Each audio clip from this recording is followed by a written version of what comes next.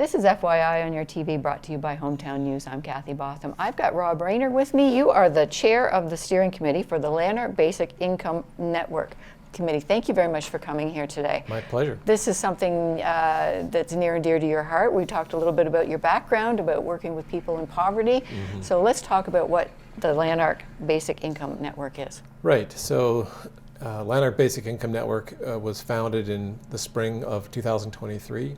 We're a not-for-profit organization, member-based, so we encourage individuals in Lanark County, if they're so inclined, to join us. It doesn't cost anything, or people can contribute a little bit of money. We have raised a few $1,000s from our membership fees so far. We have 82 members as I speak. We want to grow that significantly. But LBIN is one of many groups across the country which are advocating for basic income as a better way to provide social protection to people who are vulnerable now or who could be vulnerable in the future. And basic income is a method of income security that is proven and quite successful. We do have some examples of it in Canada, but there are also gaps in programs, and we along with our colleagues across the country are trying to fill those gaps. Absolutely. Now, we talk about programs such as ODSP and Ontario Works, right. And really for one person to get that income, it's not enough to survive. It's not enough to survive, and I don't know how people do it. Mm-hmm. Rent would chew that up. Rent would consume, well, it would basically, in today's rental market, rent essentially consumes all of the money a person would receive on Ontario Works or on ODSP, or pretty much, unless you've lucked out and have been in an apartment where the rent has hardly gone up in the last 10 years or so. But yeah, I mean, the gap between what people can receive on Ontario Works and on ODSP and all the basic needs they have to cover is huge. So how people do it, I have no idea. Probably at very great cost to their physical health and their mental health. And it's actually gotten so bad, Kathy, that we see articles every now and then in the media, stories of people who are actually contemplating assisted suicide because of their state of deprivation. And that's just extraordinary in a country as rich as Canada. We actually have people who would prefer just to have their lives ended rather than continue to live another day in a state of deprivation. So we can do much better. You know, Canada is a very wealthy country, and we have the means, the technical means and the financial means to provide greater stability for people. And we mentioned ODSP, we mentioned Ontario Works. There's people working on minimum wage Yep. that are having a hard time making it. Yep. So you would be supporting them as well. Yeah. One of the troubling trends in the last number of years has been the shrinkage of jobs that are in the middle income spectrum. Mm-hmm. There's been a growth in employment in low-paying jobs, and there's been growth in employment in very high-paying jobs, but the middle income spectrum, there's been a steep decline in the number of those kinds of jobs. So many people are working. In fact, roughly half of the households in Lanark County who are experiencing food insecurity, employment is their main source of income. So in other words, many people are working, but not able to cover all their basic needs from their employment. I've read a story of a woman, not in Lanark County, but somewhere else in Ontario, who works full-time, half-decent job, but can't afford to find a new place to live. She was flooded out of her apartment, so she had to move from her apartment, but then she could not find another place to live, and she's living out of her car, and she's working full-time. So those kinds of stories are now quite common, and we can do, and we have to do much better. And when you had children too. Children, I mean, it's a scandal really for any child to grow up in poverty and, experience the kind of impacts that has on their development. So yeah, even though we do have some programs that are meant to benefit children, like the Canada Child Benefit, which is kind of like a form of basic income for families with children under the age of 18, that in itself is not sufficient, because in effect the adults themselves don't have access to a basic income if in fact their whole household is in a state of low income. Right, right. Now you say you've got 83 members? 82, 82? as of now. We hope to get above 100 soon, and then on towards 200. And my goal is to get 1,000 in Lanark County. With a population of 70,000, if we had 1,000 members, that would really say something. Now, who do you want to be heard by? So we were founded with the idea that we're going to try to apply local encouragement. I won't even use the word pressure. Local encouragement to our elected representatives, both municipally and provincially and federally, to get behind this concept. I'm a municipal politician myself. I'm actually the Reeve of Tay Valley Township, but I'm not wearing that hat as I do this advocacy work. But we have 8 lower tier municipalities in Lanark County, and we have Smiths Falls as a single tier municipality, and then we have the county government as well. And then of course this is mostly a federal and provincial matter. But municipalities have a role to play in advocating for basic income, and many municipalities have done that around Ontario and across the country. They've passed resolutions. City of Victoria, City of St. John's, Moncton, Halifax, all the big cities in Atlantic Canada, quite a few in Ontario as well, Hamilton, North Bay, Guelph, Belleville, Kingston, Napanee, Grimsby, smaller communities have passed resolutions in support of basic income, but specifically calling on the federal and provincial governments to take a solid look at this. And so we hope in Lanark County that all the lower tier municipalities and the County of Lanark will do so. Me and 2 colleagues had a very good meeting with our MPP, John Jordan, 2 weeks ago, and he expressed support for this concept, which is great. He does have a background in the health sector, so he understands that income is one of the social determinants of health. So it's great to have his support, and we know we have some support from at least some of the municipal members of councils, including the mayor here, Sean Pankow, and the deputy mayor, Peter McKenna. They both very much understand this. I was at an event recently, and Mayor Pankow got up and said the numbers, which astounded me Yes. too, because it's not all visual. You don't see all these people. Some of them are, Yes.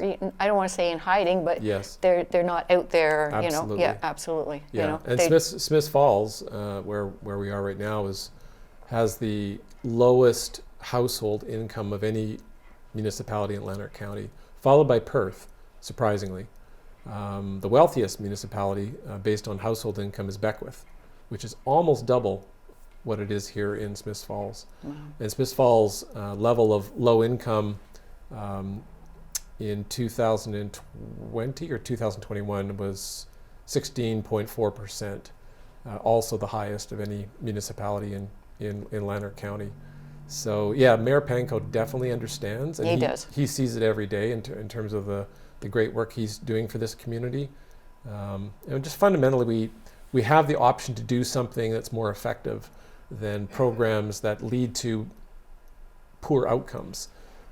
To me, it's nonsensical to keep going with programs that lead to poor outcomes. So it's time to take a fresh look and be a little bolder with income security, and trust that people, if they get that assurance of income, most people are going to be able to make better decisions for themselves, and they'll Yes. have more opportunities open up for them.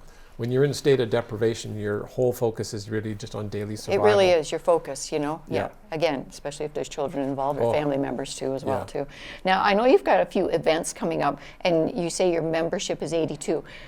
Is this where you try and get the members at these events that you Yeah. have coming up? Yeah, we had a lightly attended event last night here in Smiths Falls, which is okay. It's always more about quality than quantity. Mm-hmm. But we got 4 new members from that. We have events at the Almont Public Library on Saturday, February the 10th at 10:30, and then the Public Library in Perth on Saturday, February the 24th at 2 o'clock. And these events are really, we call them Basic Income 101. It's an opportunity for people just to come and, if they don't know very much about this, or they have questions, it's a great opportunity to get more of a grounding into what basic income is and how it can work, how it can benefit people. And, we can answer some of those questions. And then, of course, people, if they want, they can go into much greater detail in the depth of this particular subject. Basic income is fairly simple at a high level, but it gets quite complex when you drill down into some of the design challenges of an effective program. Now, your members, are they mostly people that are affected by low income, or is it people wanting to support the program? What is it? It's both. It's a wide range. We have people who are struggling on ODSP or Ontario Works.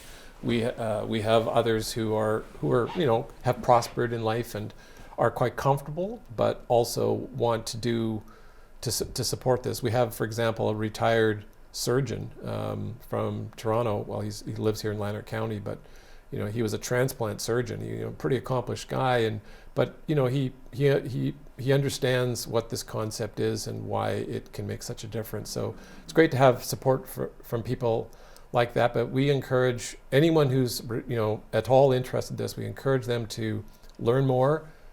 They can become a member. There's no set membership fee. You can join for free, as quite a few people have, or you can make a contribution, which then goes to support some of our materials development. And we're going to be creating a website soon. We got a small grant that will support us to create a website, plus to have some display materials. We hope to be at Maple Fest in Perth at the end of April, which would be great exposure.